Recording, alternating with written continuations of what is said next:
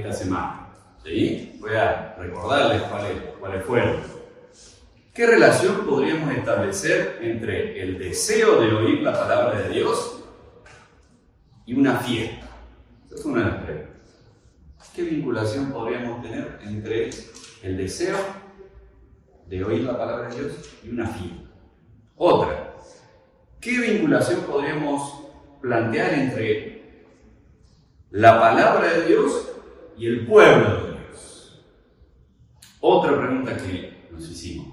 ¿Qué relación podría darse entre el llanto y la lectura bíblica?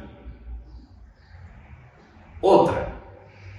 ¿Qué conexión podría haber entre reverencia ante la palabra de Dios y gozo?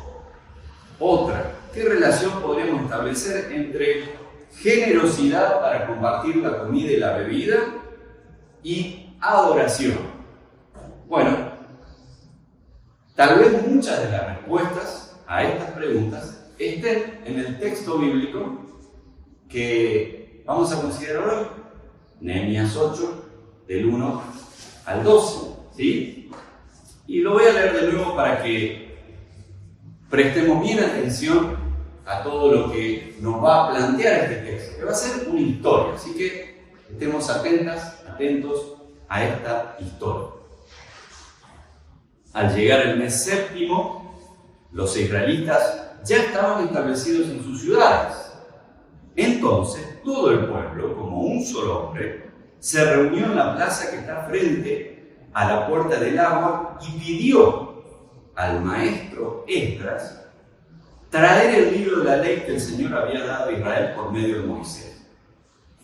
Así que el día primero del mes séptimo, el sacerdote Esdras llevó la ley ante la asamblea, que estaba compuesta de hombres y mujeres y de todos los que podían comprender la lectura.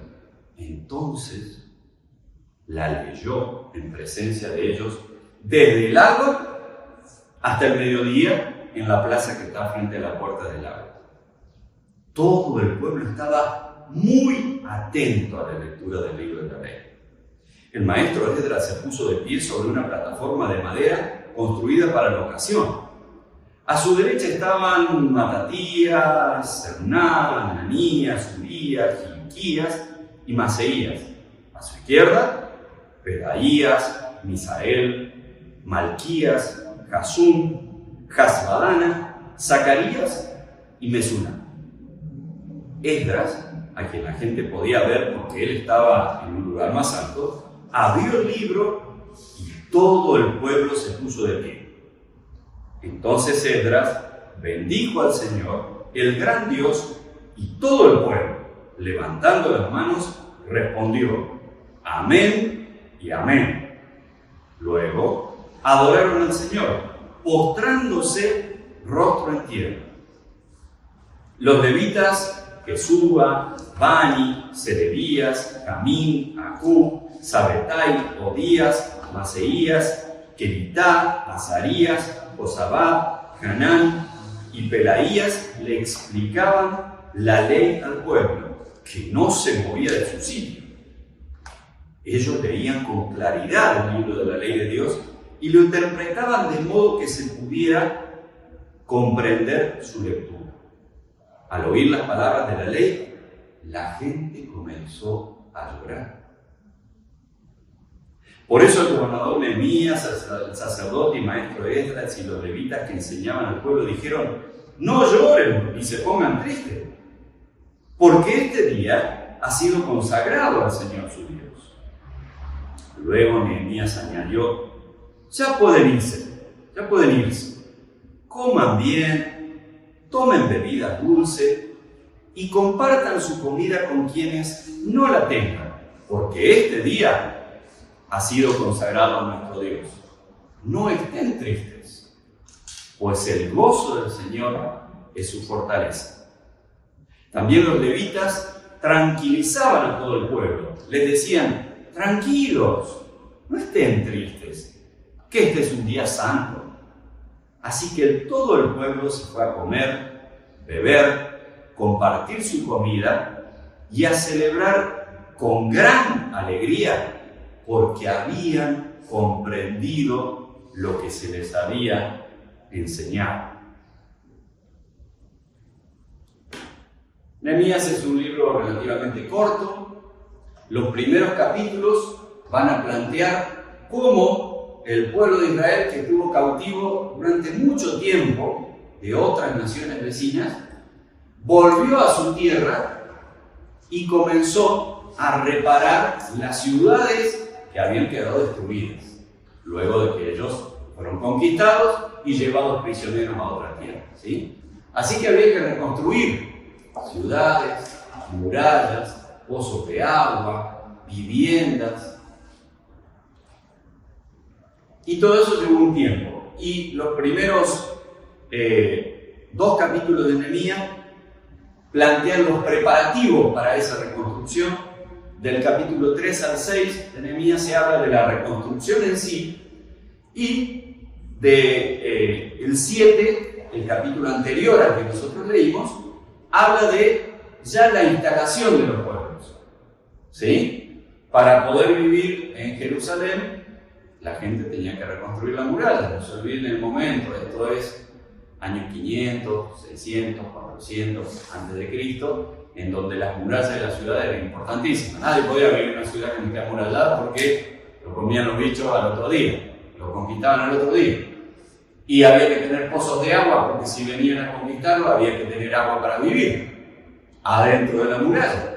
Y había que tener viviendas, y había que tener lugares donde habitar, y había que tener lugares donde cosechar, donde sembrar. Entonces todo esto era parte de la reconstrucción de la vida social de este Israel que vuelve a su ciudad luego de ser cautivo.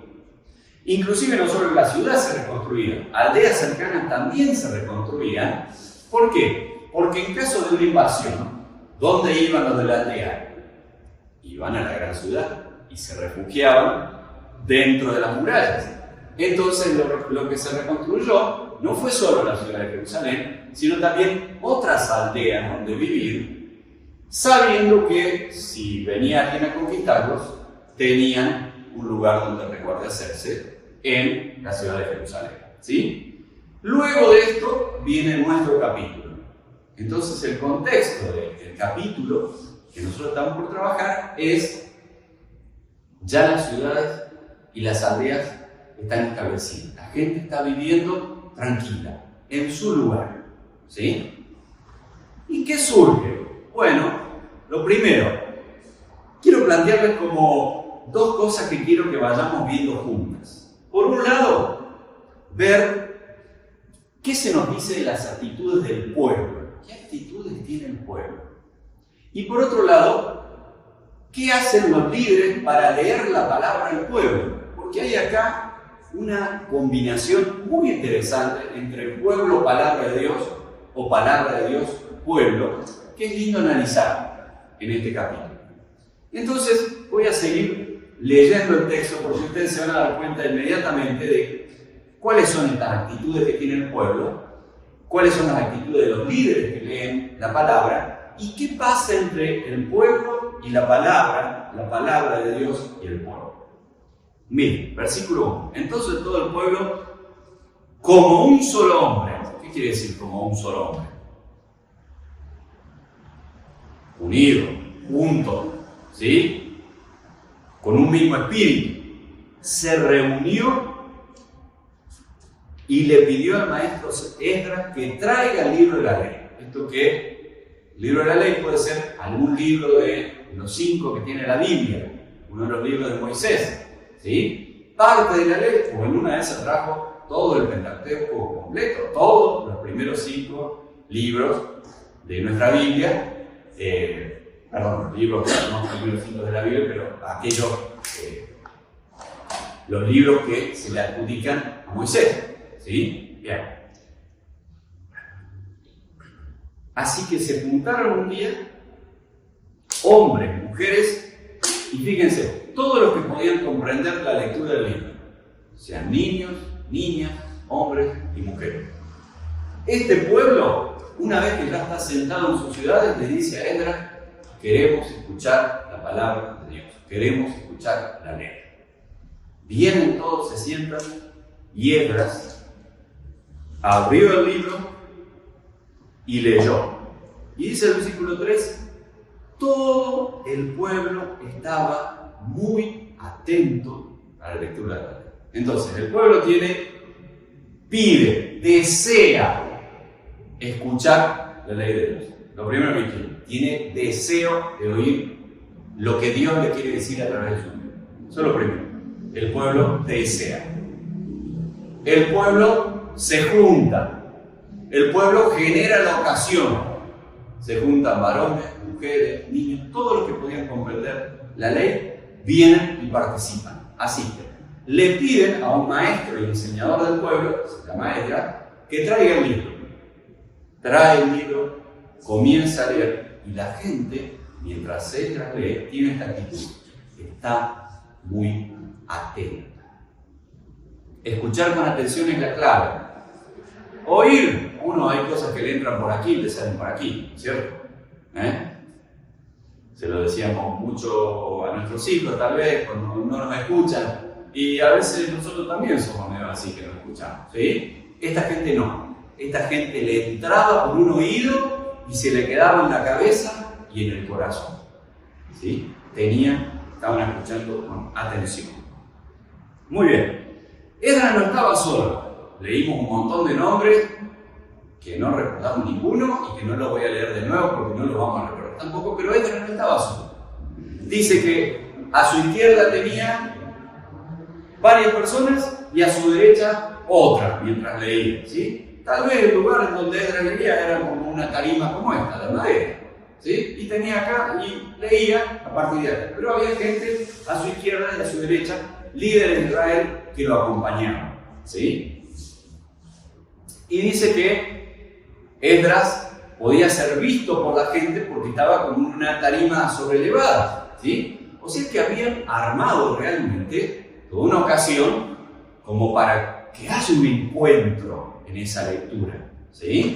Es importante que uno pueda ver a quién está leyendo porque le ve los gestos, porque es parte de la lectura y de la comprensión ver a quién lee, ¿sí? Entonces se ve que armaron una situación. No es que estaban en un pasillo y allá en el fondo no escuchaba nada y miraba por otro lado y estaba jugando, buscaba un cabrito y miraba la ovejita que dejó por allá. No, todos estaban muy atentos, se habían puesto en un lugar en donde podían ver a quien leía el texto y podían entender lo que estaba diciendo ese que leía el texto. Entonces dice que abrió el libro y todo el pueblo se puso de pie. Fíjense, no solamente se reunió, se juntó el pueblo. Se puso en un lugar adecuado donde escuchar, ¿sí? Deseó escuchar la ley de Dios. Pidió que se la lea, ¿sí? Escuchó con mucha atención, sino que cuando empezó a leer, el pueblo se puso de pie. En señal de reconocimiento, vamos a escuchar la voz de Dios. Tenemos reverencia porque queremos escuchar a Dios, ¿sí? Dice que el pueblo se puso de pie. Entonces Esdras hizo una oración, bendijo al Señor, el gran Dios, y todo el pueblo, otra cosa que hizo el pueblo, levantando las manos, respondió amén y amén. Fíjense todos los gestos del pueblo respecto de esta lectura de la ley de Dios, de la palabra de Dios que tenía en ese momento, ¿sí? Sigue el texto. Luego, otra actitud del pueblo. Adoraron al Señor postrándose en tierra. Esto es una manera, bien, del Medio Oriente, de reconocimiento y humillación también. Esto de poner el rostro en la tierra significa sentarse, ¿sí? Y con la frente inclinarse de tal modo de tocar, es como derramarse, ¿sí? Es como ponerse en la tierra, ponerse en contacto con la tierra y reconocer que lo que está delante de uno lo supera. No puedo ni mirarlo. Esa es la idea. El cuerpo se recoge, el cuerpo se hace chiquitito, el cuerpo reconoce a quien está adelante. ¿Sí? Y que esa fue la actitud de adoración que tuvo el pueblo y que lo manifestó con su cuerpo.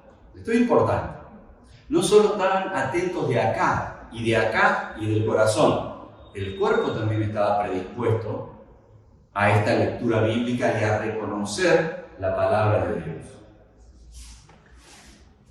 El texto sigue. Dice que había levitas, gente encargada de los servicios del templo, ¿sí? Que ayudaban a la gente a comprender lo que se estaba leyendo. Hay dos posibilidades con esto.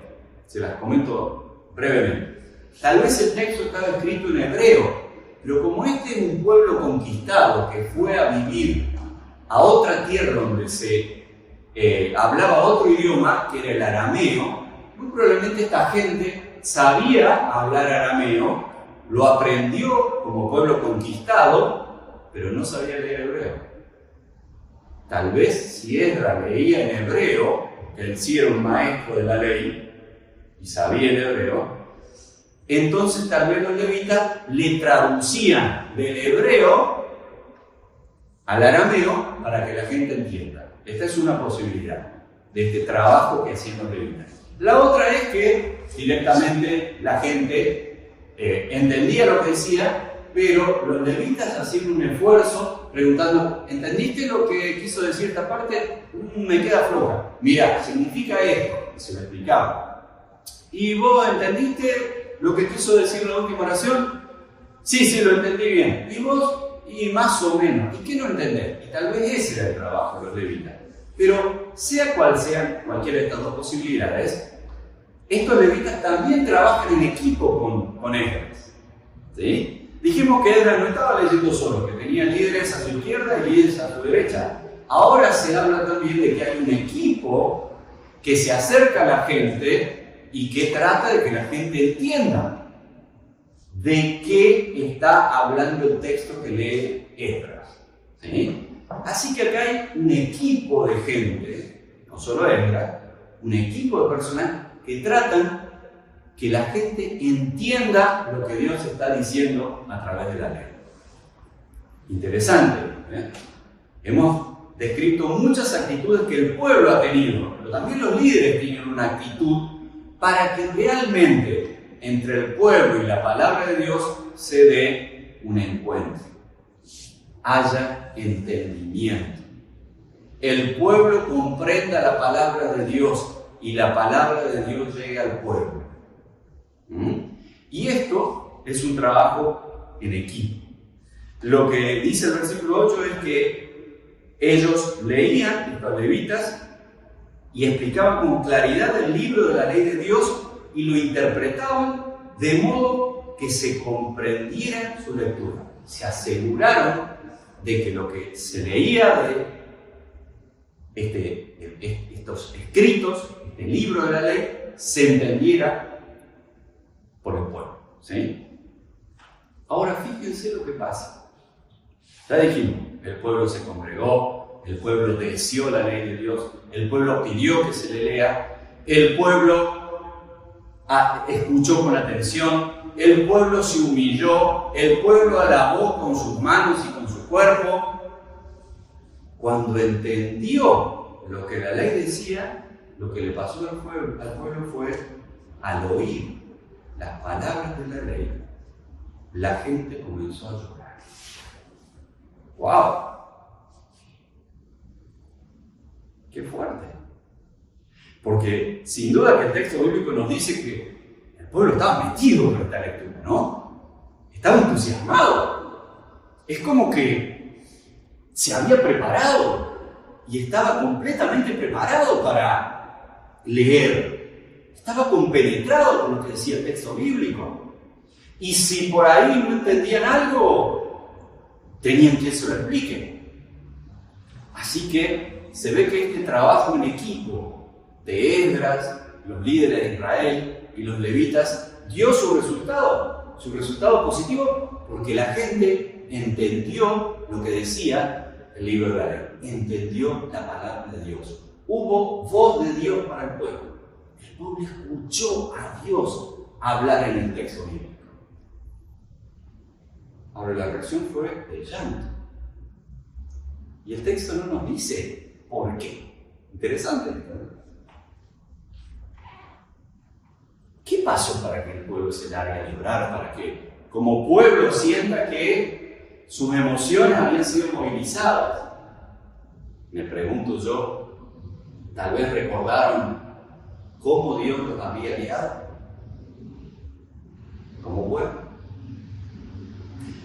Tal vez se emocionaron pensando que Dios los sacó de Egipto. Tal vez se emocionaron pensando que Dios les dio a David como rey. Tal vez se emocionaron porque reconocieron que Dios les dio profetas y jueces y que Dios los escogió como pueblo.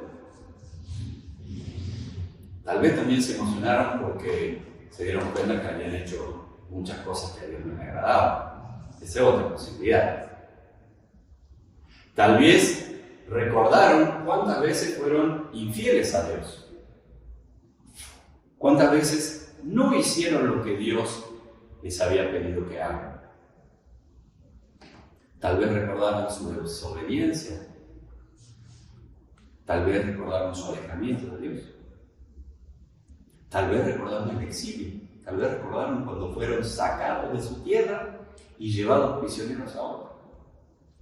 Tal vez recordaron todos los que murieron en ese viaje y todos los que murieron en otra tierra pagana. Pero sea lo que sea que haya pasado con esa lectura del libro de la ley, el pueblo sintió que eso lo impactó, que eso les dio, que la palabra de Dios causó efecto. Que Dios le dijo cosas que tenían que ver con su vida, que tenían que ver con su experiencia como pueblo, con su actitud como pueblo.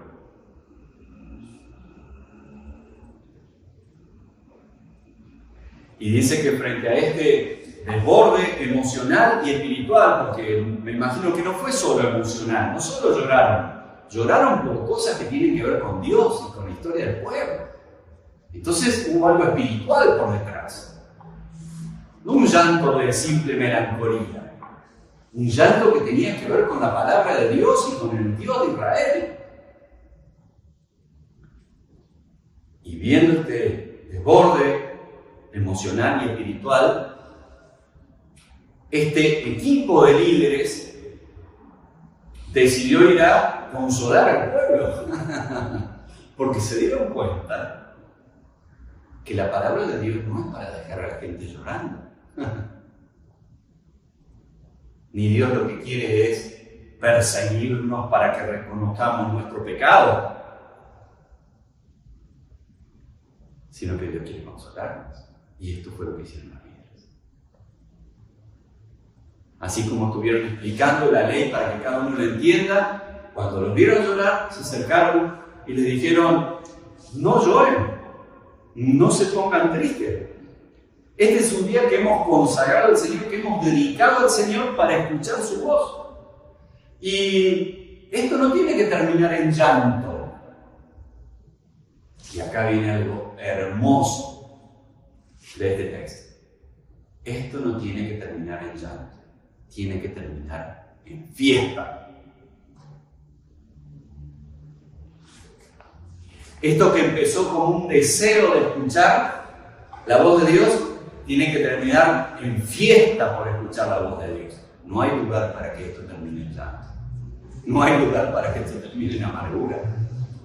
No hay lugar para que esto termine en derrota. Esto tiene que terminar en fiesta. Entonces, lo que le dicen: ya pueden irse. Escuchen, coman bien. Fiesta, fiesta. Coman bien. Beban bebidas dulces. Coman un rico vino patero. Alégrense. Compartan su comida con quien no tenga nada. Fiesta para todos y todas. No fiesta para solo los que tienen comida y bebida. Compartan, sean generosos. Fiesta. Porque este día ha sido consagrado al Señor, este día lo dedicamos al Señor para leer su palabra, y la lectura de su palabra no debe terminar en llanto, sino que tiene que terminar en fiesta. Qué lindo. Tiene que terminar en celebración, y en celebración comunitaria, en celebración generosa, en celebración de pueblo, en celebración con alegría, en celebración porque esto lo provee el Dios que nos da gozo. No estén tristes, porque el gozo del Señor es nuestra fortaleza. Tranquilos, no estén tristes, este es un día santo. Así que todo el pueblo se fue a comer, beber, compartir su comida y a celebrar con gran alegría. ¿Por qué? Así termina el texto bíblico. Porque habían comprendido lo que se les había enseñado. Miren qué lindo. Qué hermosa historia. Es una historia que, me parece a mí, comienza con el deseo y termina en fiesta, termina en celebración. Comienza con un pueblo que desea escuchar a Dios, desea que Dios le diga cómo vivir bien, y termina en una fiesta comunitaria. Todo esto lo hace la lectura de la palabra, bien hecha por un equipo de personas que en todo momento tienen la gran intención de que el pueblo entienda lo que se ve, de que el pueblo comprenda qué es lo que quiere Dios para la vida. ¿Sí? El texto comienza con un deseo y a través de la lectura de la palabra termina en fiesta.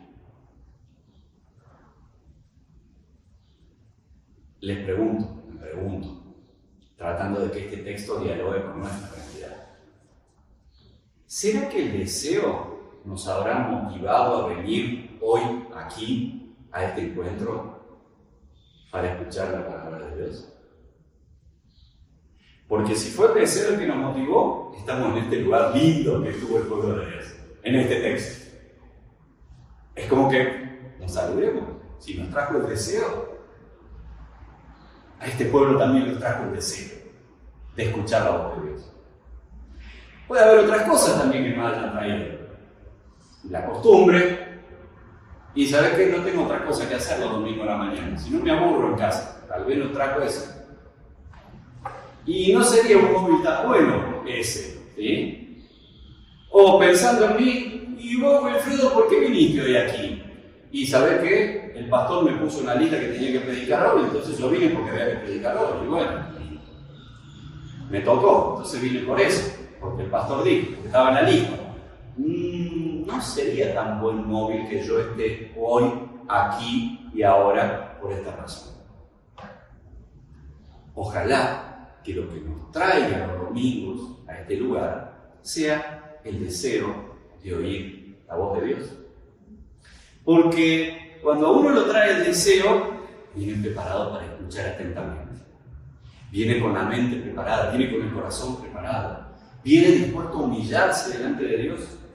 Viene dispuesto a escuchar atentamente y a adorar a ese Dios. Viene dispuesto a que Dios le diga cómo vivir mejor, cómo hacer que esta semana que vamos a transitar, vamos a tener una experiencia de vida bien orientada porque Dios nos dijo por dónde caminar esta semana. Miren qué lindo, que nos motive a venir este deseo de escuchar la voz de Dios para vivir bien. Y esto es algo interesante, preguntarnos. ¿Se puede desear más escuchar la palabra de Dios? ¿Cómo funciona el deseo? Vieron que ahora tenemos una frase que usamos mucho. Es lo que hay. Y cuando vos estás hablando con alguien y te dice, es lo que hay, no pida otra cosa.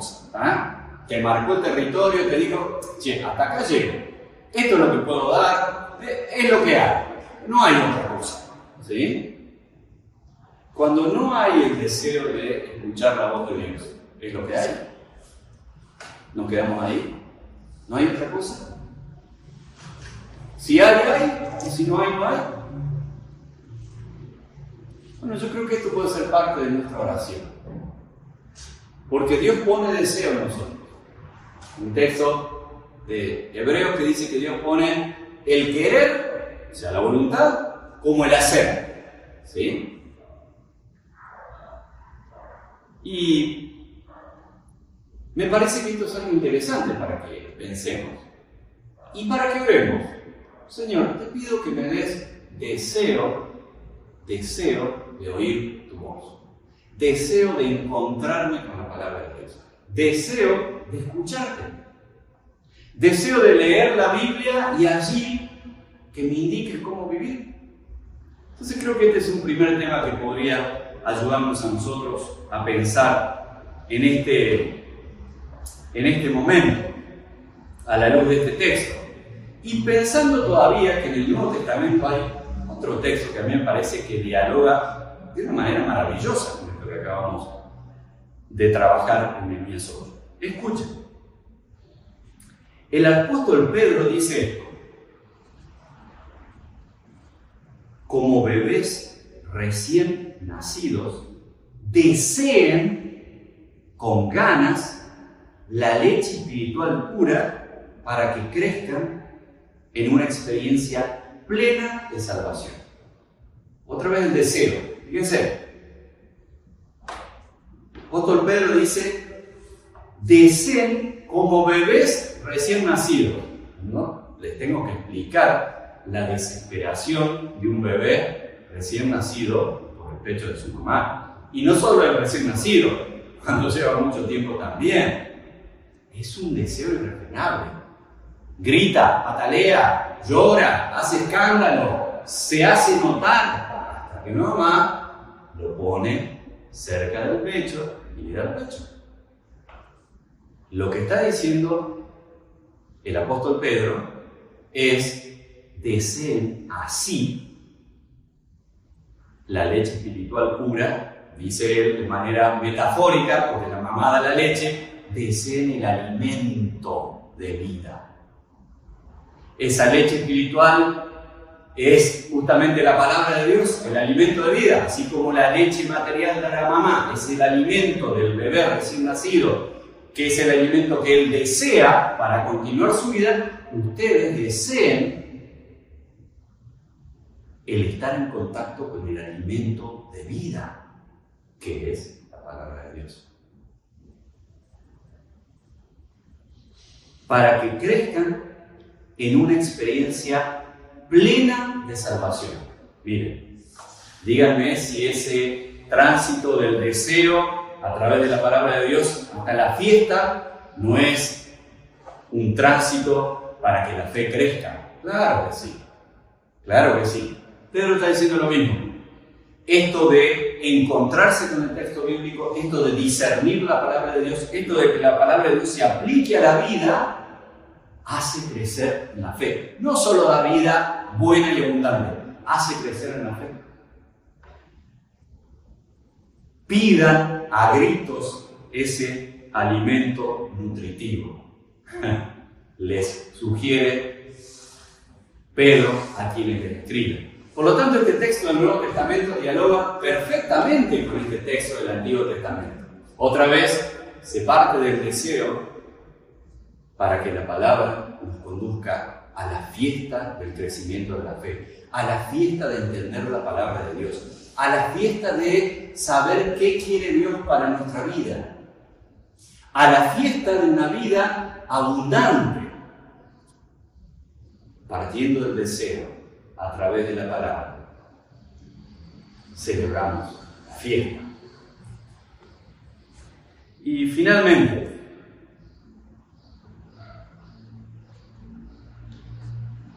me parece que este pueblo que Nehemías nos presenta y esta gente cristiana del Nuevo Testamento a la cual Pedro le escribe, es gente que tiene hambre de Dios. Hambre de Dios. Yo no les tengo que explicar lo que es tener hambre. A uno, acá le duele cuando tiene hambre, ¿no? Es gente que tenía abierto el apetito para escuchar a Dios. Esto es una metáfora que también aparece en el texto. ¿Y saben qué? Lo lindo y lo que nos enseña este pasaje es cuando uno tiene el deseo, cuando uno tiene abierto el apetito a escuchar la palabra de Dios, la voz de Dios, uno termina saciado en la fiesta del reino de Dios. Cuando uno tiene hambre, la palabra de Dios nos deja saciados en una fiesta. Comemos, bebemos, tenemos fiesta, somos saciados. Este es el efecto de la palabra de Dios para aquellos que comienzan por el deseo y que desean terminar en fiesta del reino de Dios. Y por eso es que es importante tener abierto el apetito para Dios. Y cuando uno tiene abierto el apetito, la palabra de Dios se abre también para saciar. En este texto de Nehemías hubo un equipo que abrió la palabra de Dios, que hizo que el pueblo entendiera lo que la palabra de Dios decía. Frente al espíritu de deseo, frente al apetito abierto, la palabra de Dios se abrió, llegó, impactó la vida y terminó en fiesta.